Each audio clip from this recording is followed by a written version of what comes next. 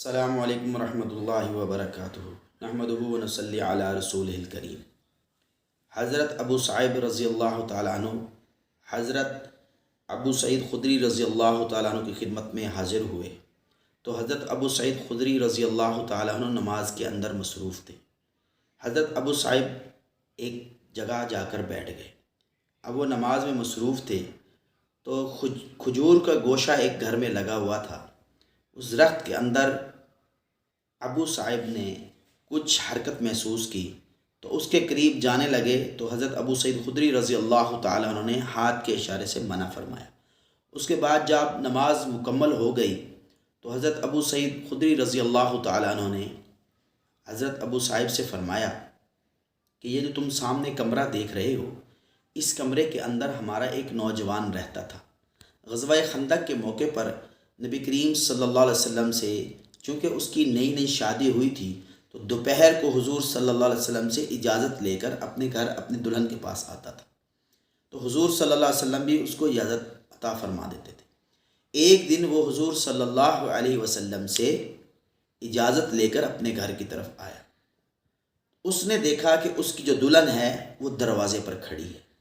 صحابہ کرام کے اندر غیرت کا عنصر بہت زیادہ موجود تھا، تو اس کے ہاتھ میں جو نیزہ تھا وہ نیزہ حضور صلی اللہ علیہ وسلم نے خود فرمایا تھا کہ مجھے بنو قریظہ سے تمہارے اوپر خطرہ ہے، لہٰذا نیزہ اپنی حفاظت کے لیے اپنے ساتھ رکھو۔ وہ صحابی اپنے ساتھ نیزہ لے کر آیا تھا۔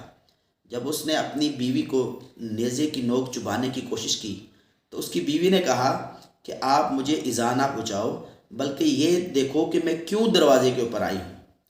جب وہ صحابی اپنے گھر کے اندر داخل ہوا تو اس نے دیکھا کہ ایک سانپ جو ہے بستر کے اوپر کنڈل مار کے بیٹھا ہوا ہے۔ تو اس صحابی کو غیرت آئی ہوئی تھی بہت زیادہ۔ اس نے نیزے سے اس سانپ کے اوپر حملہ کیا اور لا کر اس کو باہر دیوار پر مارا، اور پھر جب دوبارہ اس کے اوپر حملہ کرنے گئے تو حضرت ابو سعید خدری رضی اللہ تعالیٰ نے ارشاد فرمایا کہ ہمیں نہیں معلوم ہو سکا کیونکہ سانپ نے پلٹ کر اس کے اوپر حملہ کیا اس صحابی کے اوپر، اور وہ صحابی کہنے لگے حضرت ابو سعید خدری رضی اللہ تعالیٰ عنہ کہ ہمیں یہ نہیں پتہ چلا کہ پہلے سانپ ہلاک ہوا ہے یا وہ شہید ہوا ہے۔ اس واقعے کی خبر حضرت ابو سعید خدری رضی اللہ تعالیٰ عنہ نے ارشاد فرمایا کہ صحابہ نے حضور صلی اللہ علیہ وسلم سے جا کر کی، تو حضور صلی اللہ علیہ وسلم سے جا کر یہ درخواست بھی کی کہ یا رسول اللہ صلی اللہ علیہ وسلم آپ اللہ سے دعا کیجئے اللہ ہمارے اس ساتھی کو زندہ کر دے۔ تو حضور صلی اللہ علیہ وسلم نے ارشاد فرمایا کہ تم اپنے بھائی کے لیے استغفار طلب کرو، اور یاد رکھو کہ مدینہ کے جو سانپ ہیں یا مدینہ کے اندر جو جنات ہیں وہ اسلام لا چکے ہیں، لہٰذا انہیں پہلے 3 مرتبہ مہلت دی جائے۔